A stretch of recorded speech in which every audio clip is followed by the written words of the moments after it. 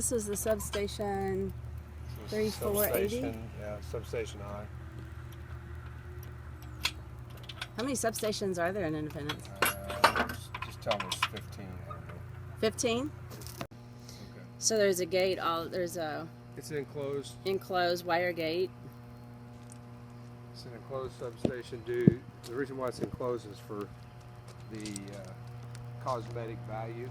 We don't like them enclosed, but that's for cosmetics because of the general public. Cosmetic, so that you don't have just the wire fence. Right. You have chain link fence. Alrighty. Okay.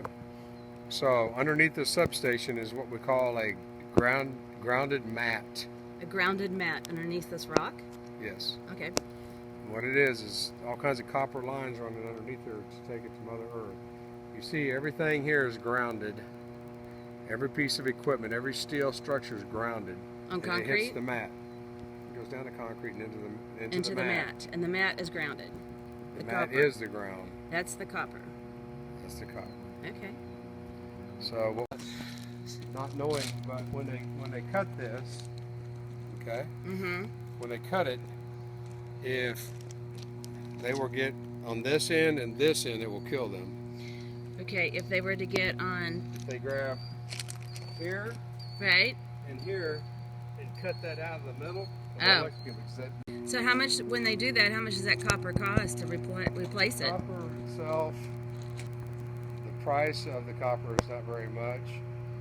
Like a 2-foot piece is probably $20, but the labor involved, or the other thing is involved, if we had a lightning storm or of course a human being grab it, then we'd have a lot more issues.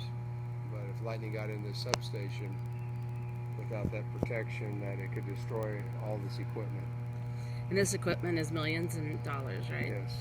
Yeah, that transformer right there is about 1.5 million. So the 3 green big boxes? The 2 big green ones are about 1.5 million? Yep. How many voltage you say? 69,000 volts. 69,000 volts just from this one substation. Yes. And how many substations does Independence have? 15. 15. Well, that's a math question. What we have here is switches. These are switches. These here are breakers that you can open and close to isolate. Them are lightning arresters up there in case lightning gets into the substation. It goes through them. It goes to ground. Oh, I see. The big canisters on top are across that side. What we call lightning arresters. And if lightning gets into the substation, the lightning hits that and it takes it to ground. But if they cut the ground off at the ground, it has no place to go, and that's why it blows everything up. And that's why people then we wouldn't have electricity, plus it costs so much money for the taxpayers. Well, they're still in the copper, and it leaves the substation exposed. These are all cooling fans, which they steal them too. They steal the control cables, which causes the transformer to overheat and go bad or kick out. Interruption of electricity.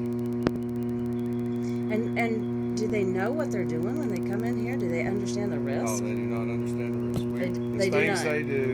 Things they do that a qualified person would never do. Well, that an intelligent person would never do. Qualified or intelligent, right?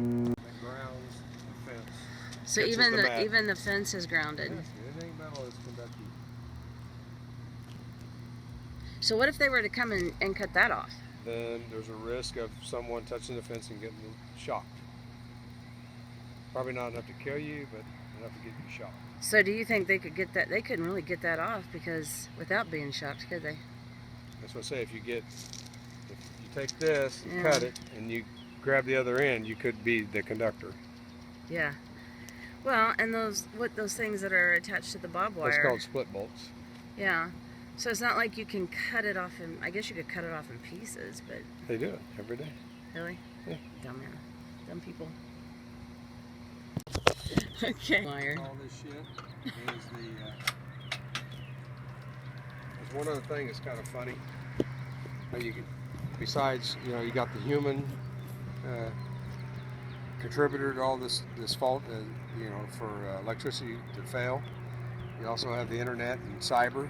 You can attack these places because they can hack it. And there's one other thing that gets to electricity. What's that? Squirrels. A squirrel. And the squirrel will eat that wire because the insulation is made with some kind of a nut. And the dip is what we call the thing going underground. Why would it be made with a nut? They make out of some kind of nut or a sweet thing that squirrels like. And they get on the, where do they get? They sit on that wire, on that pipe or that pole, and they chew into that wire. And what happens is they get electrocuted, but they also knock the source of power. Yeah, they become a crispy critter on a stick. But there are probably the most, if you really think about it, besides the copper theft, probably our number one reason for an outage is because of squirrels and Independence. Number one outage is because of squirrels? Squirrels, yeah. Wow. Squirrels chew up everything. Anything that's black up there in a coating of a wire has something they like, and so they chew it up. So that would be something then to figure out something that they don't like, huh? So your number one reason for an outage is squirrels. Number two is copper theft, and number three is cyber. They can attack your system at any given point.